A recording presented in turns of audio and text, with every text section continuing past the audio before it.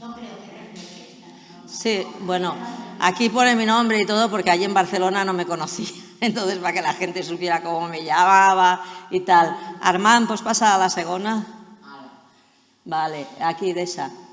Vamos a dar un repaso a la historia un poco, ¿eh? Sucedió la Segunda Guerra Mundial y en esta guerra hubieron muchos más muertos civiles que en ninguna otra guerra. O sea, fue una masacre. Entonces, hubieron tantos movimientos de gente inocente, represalias, deportaciones masivas, campos de concentración y de trabajo, bombardeos, movimientos de población en busca de refugio. Total, murieron unos 30 millones de civiles, o sea, muchísima, pero muchísima gente. Fue la guerra más sangrienta que ha habido en la historia, ¿no? Entonces, ¿por qué se produjo esa guerra? Por el empeño de los alemanes de exterminar de una forma absoluta y sistemática la raza judía. Entonces, sabemos que los campos de concentración murieron esto lo habremos visto en las películas también, de unos 4 a 5 millones de judíos, porque su meta era acabar con esta etnia, la judía. Sí que murieron más gente inocentes, ahí meto a todos los civiles, porque el otro día una señora me dijo, es que los gitanos murieron muchos. Sí, murieron muchísimas gentes de diferentes etnias, pero de los que murieron más fueron los judíos. Entonces, ¿qué pasó?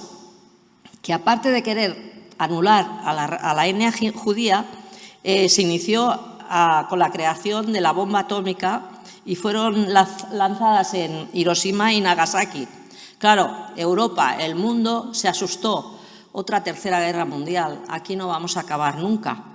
Entonces, claro, los países empezaron a preocuparse, una tercera guerra mundial, aquí no vamos a levantar cabeza, muerte tras muerte, esta va a ser la historia nuestra.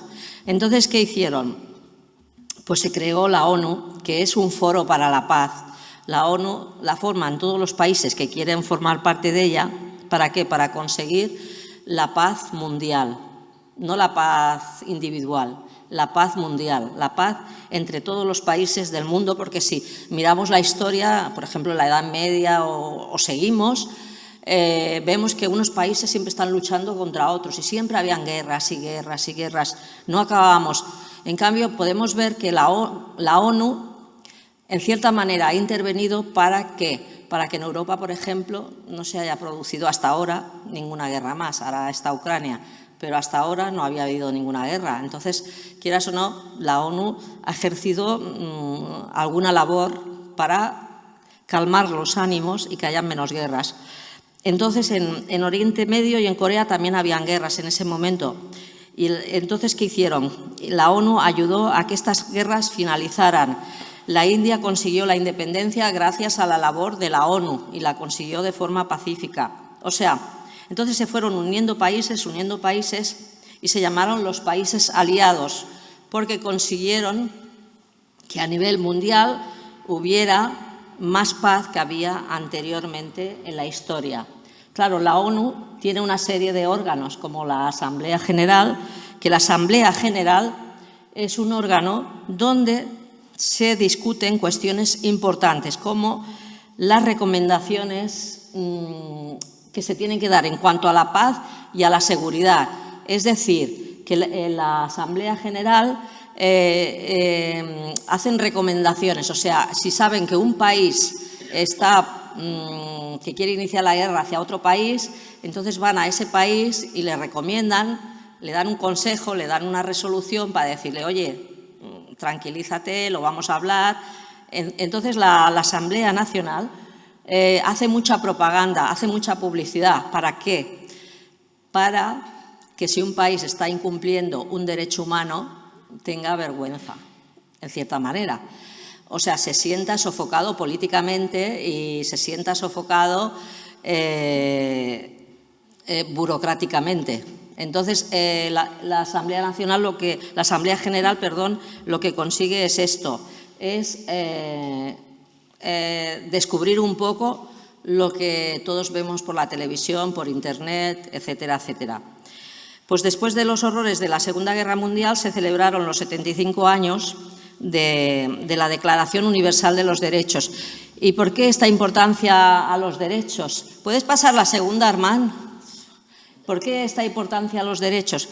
Pues muy sencillo, porque gracias a los derechos humanos y a su adhesión a estos derechos de cada vez más países en el mundo, pues están evitando muchas guerras, se está intentando que haya más paz y más bienestar para las personas. Entonces ya sé que hay países que pasan hambre, que están en guerra. Eso, la maldad siempre existirá y eso siempre habrá en el mundo. Eso yo creo que nunca se podrá evitar. Pero bueno, esta gente de la ONU pues está trabajando para que haya menos. Entonces, el documento de los derechos humanos a mí me llamó mucho la atención porque me recordaba mucho a la Biblia. O sea, es que su base es la Biblia. Y lo vais a ver, os lo voy a explicar por qué. Entonces, claro, los derechos humanos, en cierta manera, su raíz es la Biblia. Entonces, ¿qué pasa? A mí me preguntaban, bueno, pero también participaron personas ateas. Digo, sí, claro, porque en los derechos humanos no se nombra a Dios, pero el comportamiento ético de una persona con otra o de un país con otro es importante. Y por eso estas personas que son ateas o agnósticas votaron que sí. Entonces, es lógico. Y los derechos humanos lo que tienen es un ideal común, es decir, quieren la igualdad y el respeto para todos los seres humanos. Y también quieren que la mayoría de países adquieran un conocimiento sobre los derechos humanos. ¿Por qué? Porque si las personas conocen una cosa, ya saben que hay que cumplirla, pero si no la conocen, pues no la cumplirán nunca. Eso es como cuando conducimos, si no sabemos que no se puede pasar de 100, pues iremos a la velocidad que queramos. Pero si sabemos que solo se puede ir hasta 100, pues no pasaremos de 100. Pues con los derechos humanos pasa esto, que se está intentando hacer propaganda, se está intentando que la gente los conozca. ¿Para qué? Para que los respete. Y con los derechos humanos lo que se intenta es su aplicación a nivel mundial y su aplicación efectiva, es decir, que se haga, que no estén escritos en un ordenador o en un libro y nada más, sino que se utilicen, El otro día yo voy a unas reuniones que hablamos sobre libros que hablan de los derechos humanos y entonces le dije yo a la persona que lo organiza, oye, ¿conoces alguna ONG que lleve esto? Dice, sí, y ya me he apuntado. ¿Por qué? Hay una ONG que trabaja por aquí el Garraf, que se dedica a hacer reuniones y charlas y enseñar lo que son los derechos humanos. O sea, que se intenta que haya publicidad y que se conozcan, porque claro, si no los conocemos es como no sabes si algún día te vulneran algún derecho si tú no conoces una cosa. Y estos 30 artículos son el fruto de una evolución histórica, no se han hecho de la noche a la mañana. Ha habido una evolución histórica bastante importante. Una es la Reforma Protestante. La Reforma Protestante que, según el jurista John White, dice que es un movimiento a favor de los derechos humanos porque libera la conciencia individual de los controles del Estado, de los controles clérigos y de los controles canónicos. ¿Qué quiere decir? Que a partir de la Reforma, cada persona tenía su conciencia individual y solo le tenía que dar cuenta a Dios y no al cura, al vecino, al alcalde, etcétera, etcétera, etcétera. Eso es lo que consigue la Reforma. Y luego la rebelión contra el capitalismo, que también influyó mucho, porque la rebelión contra el capitalismo es decir, yo tengo un dinero, yo quiero montar un negocio, quiero montar una empresa y no tengo que estar pidiéndole 40 permisos al ayuntamiento o al que gobernara, es igual, o al cura del pueblo o a quien fuera. Entonces, lo que defiende en cierta manera la rebelión contra el capitalismo es que las personas podamos tener iniciativa individual, tanto de tipo industrial como comercial, ¿vale? Y antiguamente no se tenía, aunque lo veamos muy normal. Antiguamente todos estábamos controlados por el Estado o por la Iglesia, o sea, al menos aquí en España hablo. Entonces, en la historia, ¿qué pasa? Que lo que los derechos humanos quieren decir, sin decirlo, es que todas las personas somos iguales. ¿Por qué? Porque fuimos creados a imagen de Dios. Pero claro, esto no lo ponen los derechos humanos porque son laicos, no son religiosos. Pero si los creyentes lo pensamos, es decir, en la Biblia ya lo pone, todos somos iguales ante Dios. ¿Por qué? Porque fuimos creados a su imagen y semejanza, sin discriminación ni de raza, ni de sexo, ni de riquezas, ni de poder, ni de nada. Todos somos seres humanos y todos nacemos con esos derechos humanos. Igual que todos nacemos con el pecado, quiero decir, pero con los derechos humanos nacemos todos. Entonces, conocemos mucha gente antigua que luchó por estos derechos humanos, pero a nivel bíblico, como Roger Williams, Lutero, José Luis Villacañas, en la Edad Media, que era peor que la nuestra, en la Edad Media. ¿Y qué pasa? Que esta gente consiguió triunfar con los ideales por los que luchaban. ¿Pero por qué lo consiguió? Porque eran estudiosos de la Biblia. Y entonces, sin tener la preparación que hoy en día tenemos, ellos ya tenían estas ideas de la igualdad, de la no discriminación, de que toda persona tiene derecho a tener una comida y una vivienda, etcétera, etcétera. ¿Por qué? Porque habían leído y escudriñado mucho la Biblia. Y entonces ese era el fruto que ellos tenían. Y ellos iban adelantados, en cierta manera, a nosotros. Entonces, la puedes pasar a los instrumentos. En cuanto a los derechos humanos, existe el Tribunal Internacional de Justicia y las organizaciones no gubernamentales, que son el Tribunal Internacional de Justicia, está en La Haya, y es el que resuelve los conflictos que hay entre diferentes países. Pensad que si no hubiera este órgano habría más guerras de las que hay, porque este órgano lo que hace es coger un país, coger el otro y decir, hablar y resolver vuestras cuestiones y no lleguéis a la guerra. Pues gracias a este órgano se ahorran muchas guerras. Y las organizaciones no gubernamentales son las ONGs. Y las ONGs no tienen ideales políticos, ya lo sabéis. Las ONGs solo quieren ayudar y defender a las personas vulnerables. Entonces, la función de las ONGs es muy importante. Y a mí cuando me preguntan, Silvia, quiero poner una denuncia porque me han vulnerado un derecho, ¿dónde tengo que ir? Y yo le digo, ves a una ONG, porque para mí son los más imparciales, en el sentido de que no se meten en política, solo defienden tu derecho. ¿Vale? Eso es una pregunta de las que me hicieron cuando fui a Barcelona, ¿no? Entonces, los derechos humanos, ¿qué son?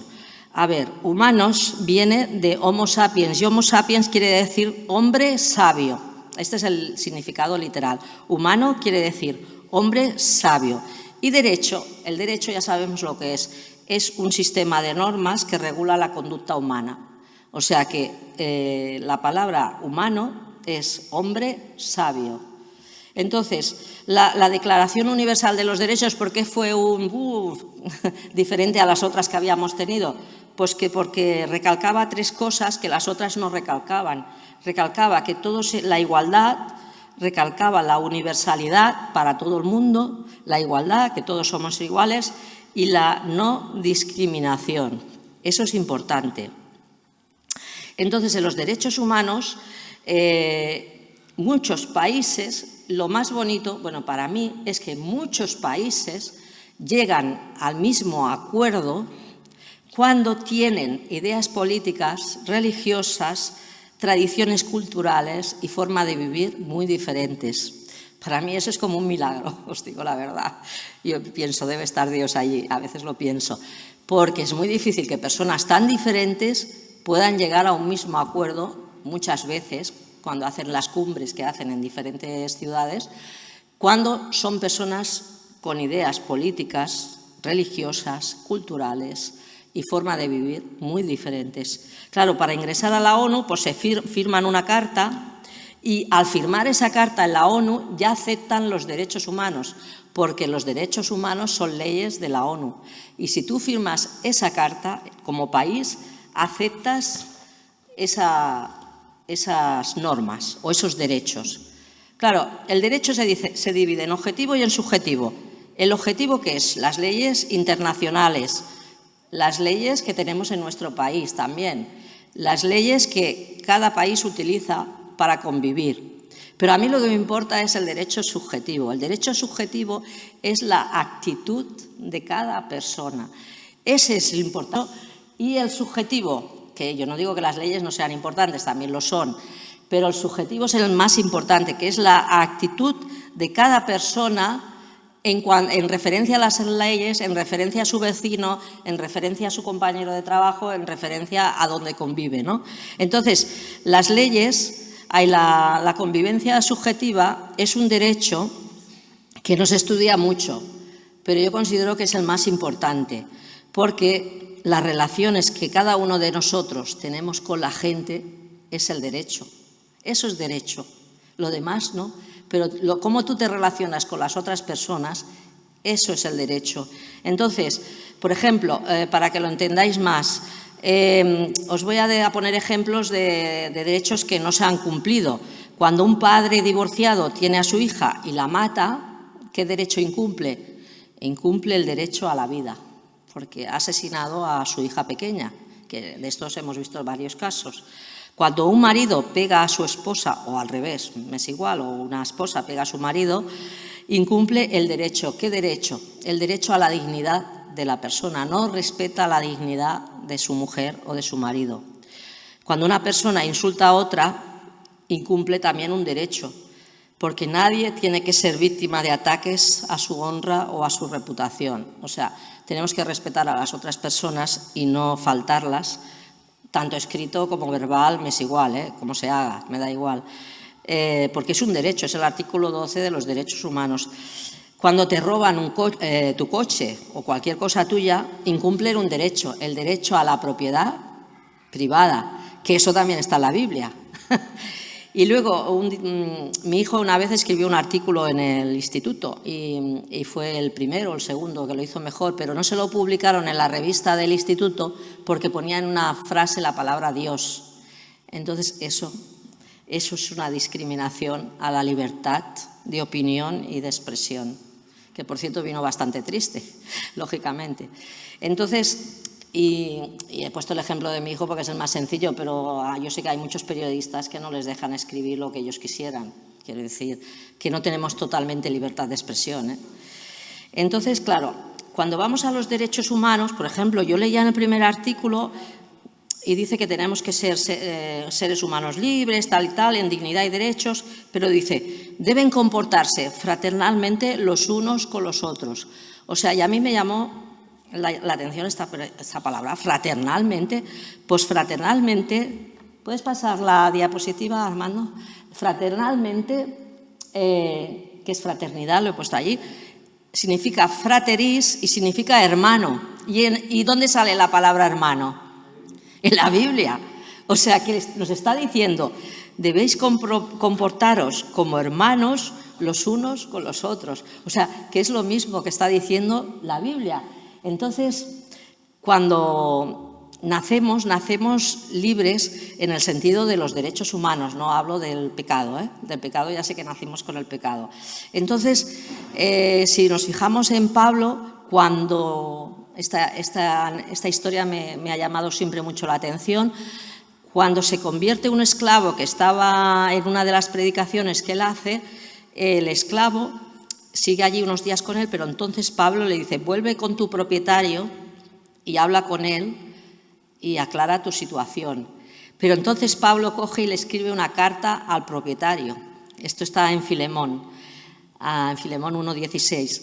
Entonces habla con el propietario y le dice, oye, que yo le he dicho a este esclavo que vuelva a ti, pero cuando éste vuelva a ti, trátalo como hermano amado, mayormente para mí, pero cuanto más para ti, tanto en la carne como en el Señor. O sea, trátalo como un hermano, tanto espiritualmente como materialmente, que es igual que tú, le está diciendo Pablo a su amigo Arquipo.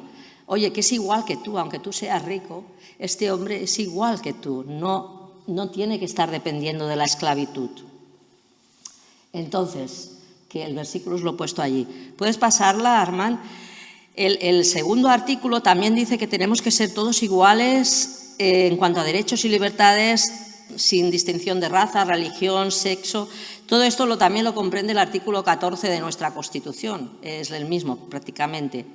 Entonces, este artículo quiere eliminar las actitudes discriminatorias por poder, por dinero, por inteligencia, por conocimientos, etcétera, etcétera.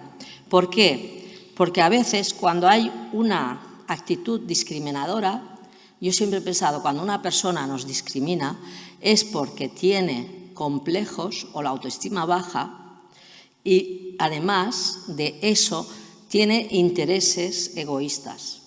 Entonces, cuando una persona os discrimine por lo que sea, es porque tiene la autoestima baja y porque tiene unos intereses egoístas detrás que tú en ese momento quizás no los ves, pero luego con el tiempo te das cuenta. Entonces, los derechos humanos son por nacimiento, o sea, por el hecho de ser tú un ser humano, ya tienes derecho a tenerlos. Y es que Jesús no trataba a todas las personas igual. Ahora vamos a la Biblia y comparamos. Trataba a todas las personas igual, a las prostitutas, a los ladrones, a los enfermos, a los pobres, a las mujeres, a los niños, a los samaritanos, a los judíos, etcétera, etcétera. Trataba a todo el mundo igual. Jesús predicaba hacer el bien.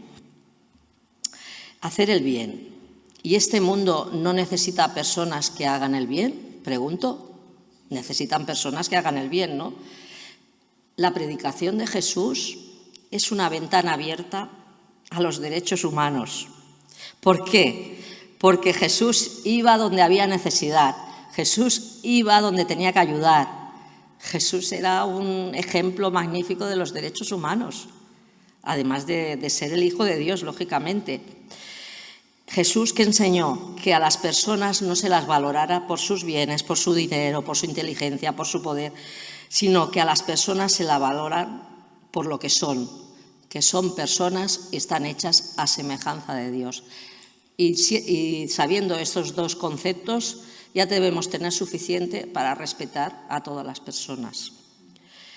Entonces, pasa la diapositiva, Armand. El artículo 3 también dice que tenemos derecho a la libertad, a la seguridad, etcétera, etcétera, y a la vida. Claro, tenemos muchas películas que hemos visto sobre estos temas. La vida es bella, El pianista, El diario de Ana Frank, que yo me lo leí 3 o 4 veces cuando era joven. Después, La promesa de Irene, que también habla de la Segunda Guerra Mundial. Tenemos muchas películas donde vemos esto que estoy diciendo, que he dicho yo, de la historia. Tenemos en Éxodo que dice, no matarás. Tenemos que Jesús nos dice que la verdad os hará libres. Y Sócrates también dijo que el conocimiento os hará libres. Yo creo que la verdad y el conocimiento tienen que ir juntos, cogidos de la mano, y con esos dos conceptos o con esos dos principios podemos ir a todas partes. La verdad de Cristo y el conocimiento que adquirimos cuando vivimos. Entonces, hay personas que cometen transgresiones, son alcohólicos, dependen de las drogas, dependen de sus depresiones, dependen de sus afanes, pues esas personas no son libres, son esclavas, porque no solo es esclavo el que lleva cadenas, también es esclavo el que depende de una enfermedad mental o depende de un egoísmo egocéntrico que tiene. O sea, que hay personas que aunque las veamos que son muy ricas, muy poderosas y tal, pero no son felices porque dependen de algo de este mundo. Entonces, ahí hay una esclavitud que nosotros no podemos ver. Nosotros tenemos que interpretar la seguridad, pero no la seguridad ciudadana o la seguridad de tráfico, como cuando vamos en coche. Tenemos que preocuparnos de la seguridad espiritual. Y la seguridad espiritual, ¿cuándo empieza? Empieza cuando imitamos a Cristo y aplicamos una ética de vida a nuestra vida que es como la que tuvo Cristo. Y entonces, ¿qué pasa?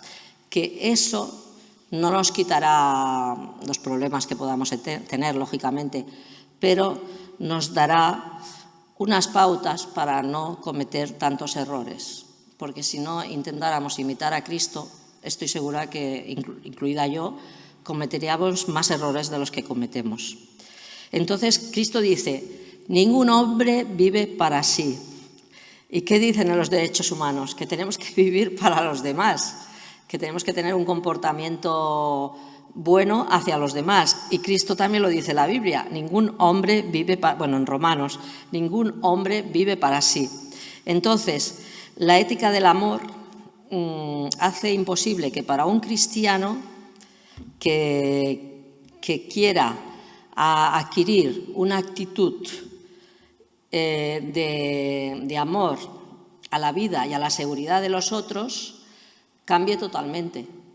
Entonces, cuando somos cristianos, actuamos de manera diferente. El otro día en el trabajo me decía una compañera, mira, Silvia, no te enfades, pero cada vez que necesito un favor pienso en ti. Digo, bueno, pues mira qué bien, ¿no? Me alegra y no me alegra, porque claro, siempre me toca a mí. Pero bueno, también me satisface, porque eso quiere decir que me consideras una persona de confianza.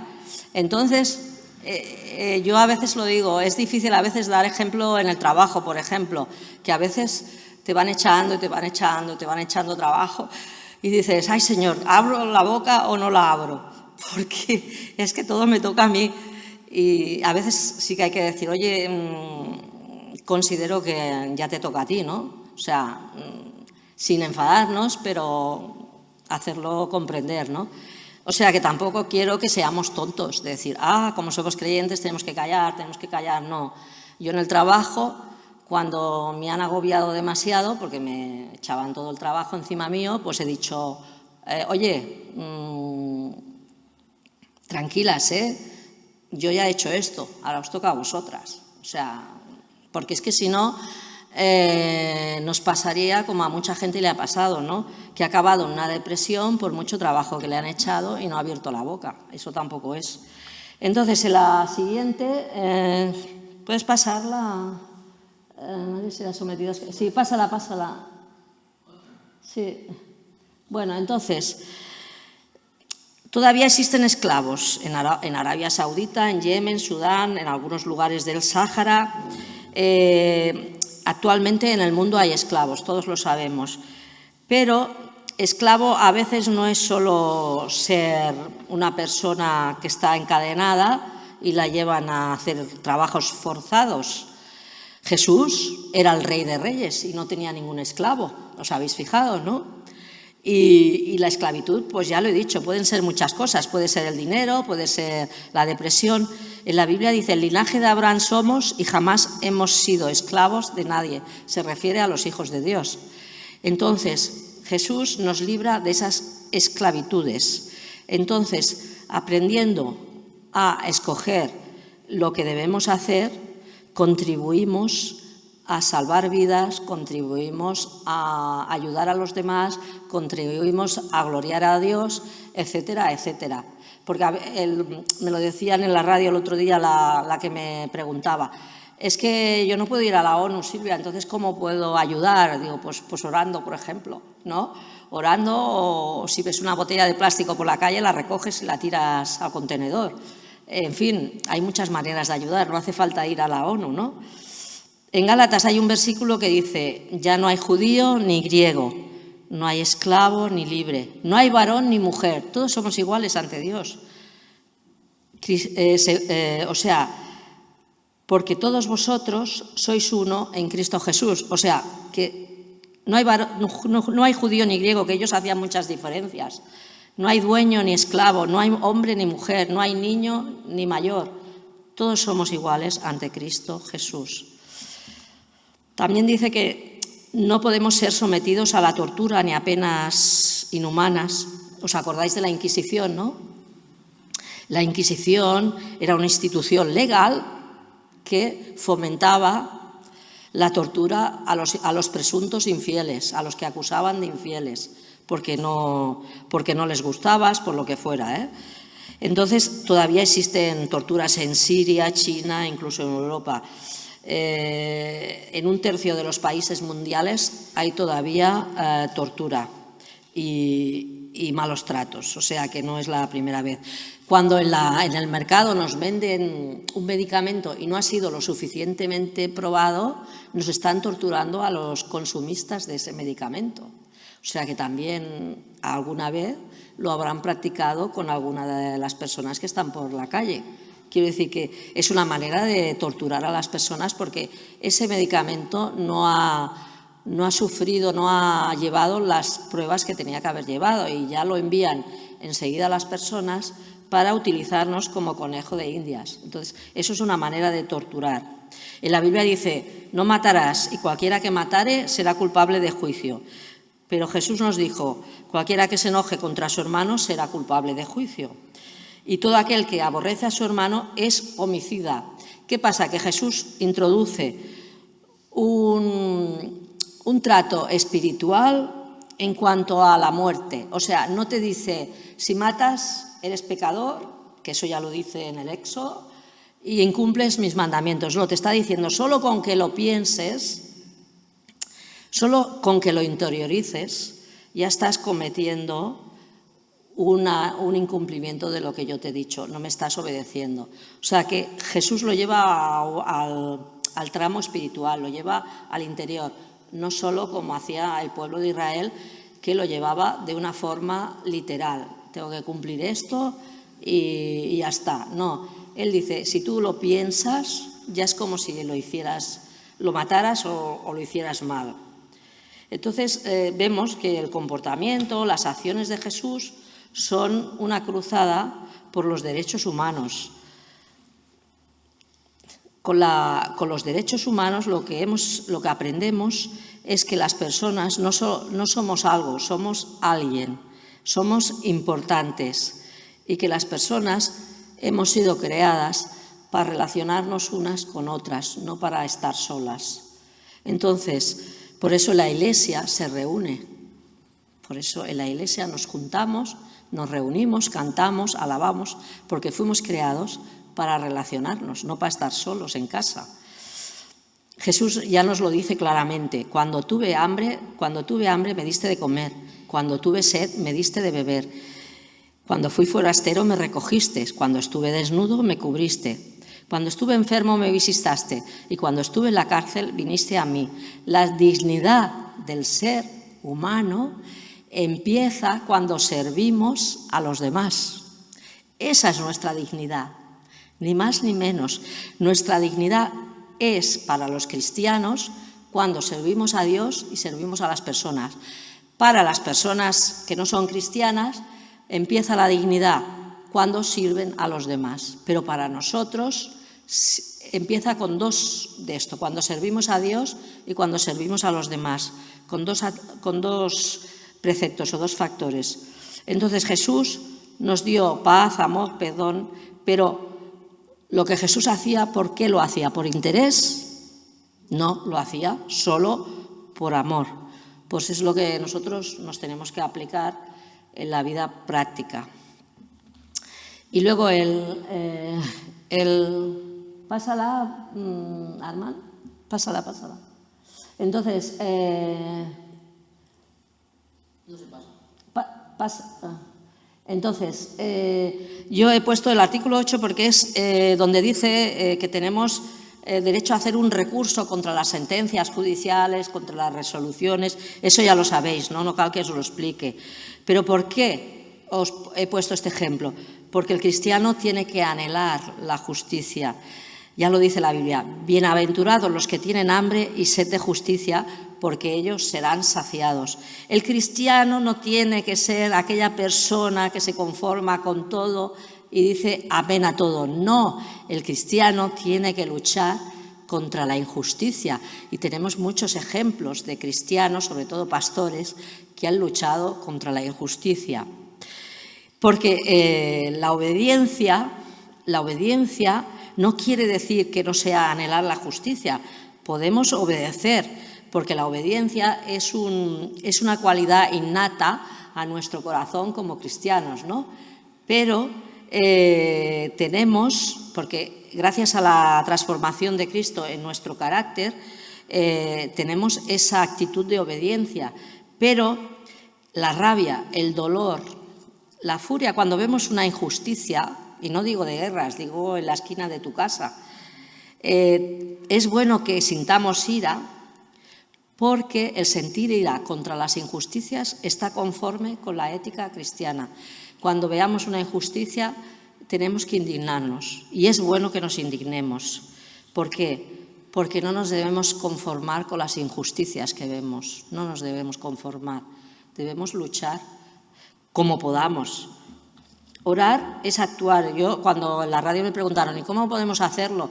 Pues ora. Y me dicen, es que orar es una actitud activa, no es una actitud pasiva.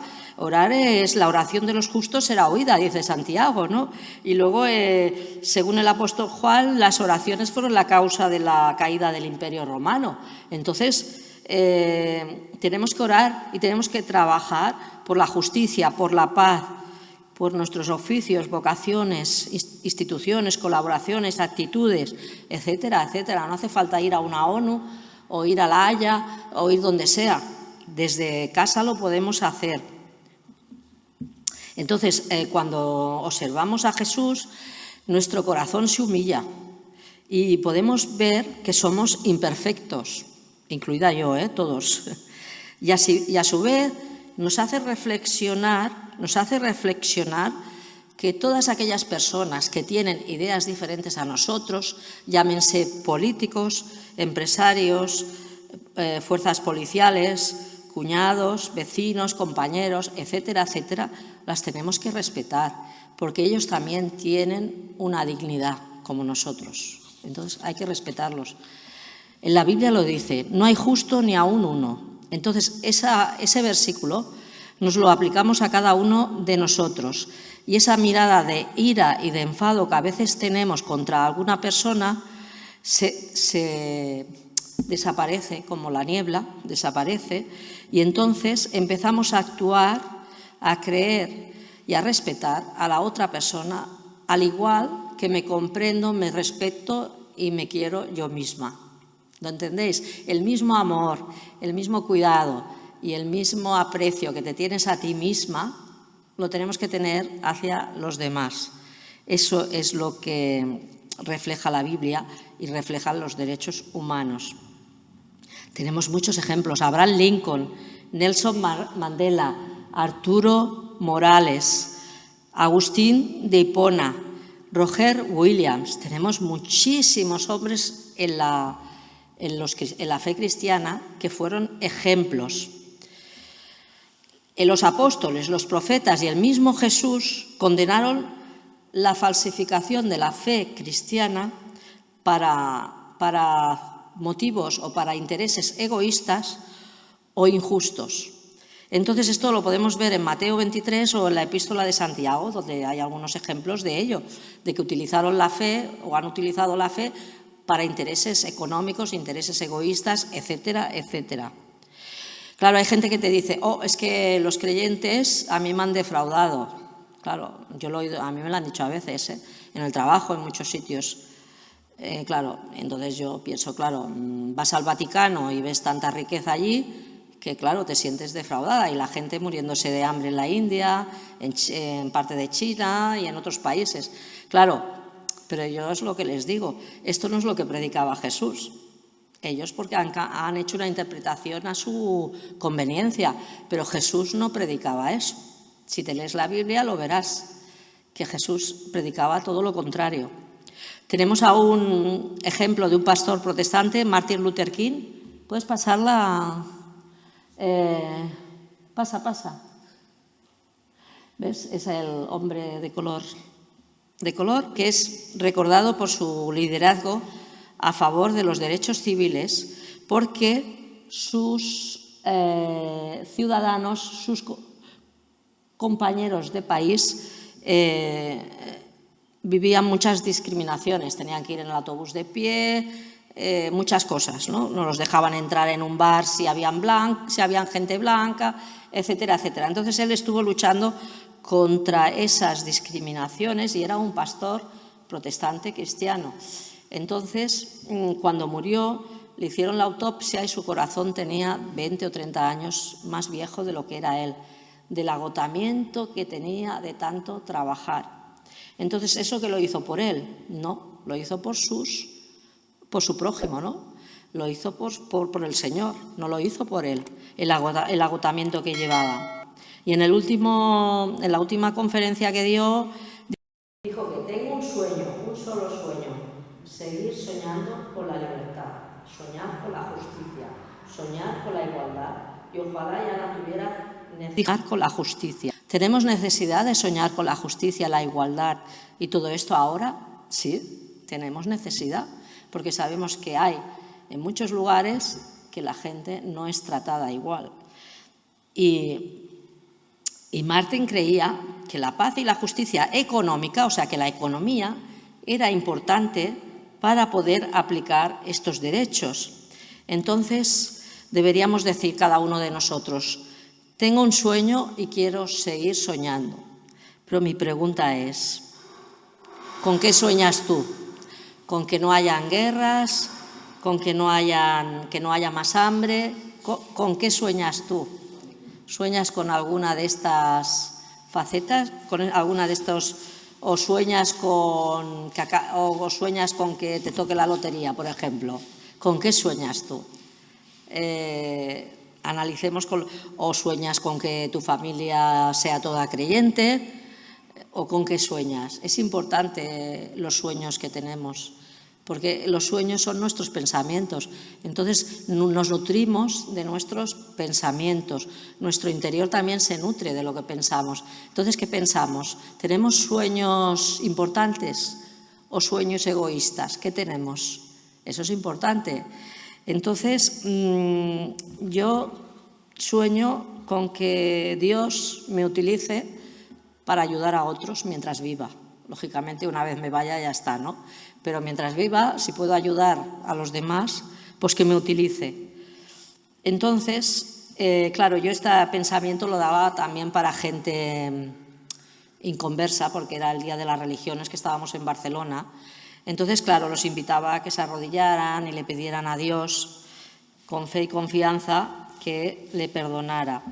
Pero es que este camino de los derechos humanos es Jesús, porque por eso puse el título, el camí dels drets humans, y el camí es Jesús. El camino de los derechos humanos es Jesús.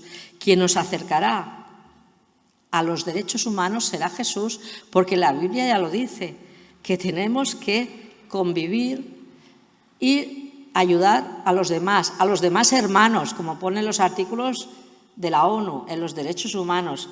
Entonces, ¿por qué Jesús es el camino de los derechos humanos? Porque Jesús, cuando vivió, los practicó y puso un gran ejemplo y un listón muy alto, creo yo, porque es difícil intentar llegar a su nivel. Entonces, es todo esto. ¿La puedes pasar? ¿Ves?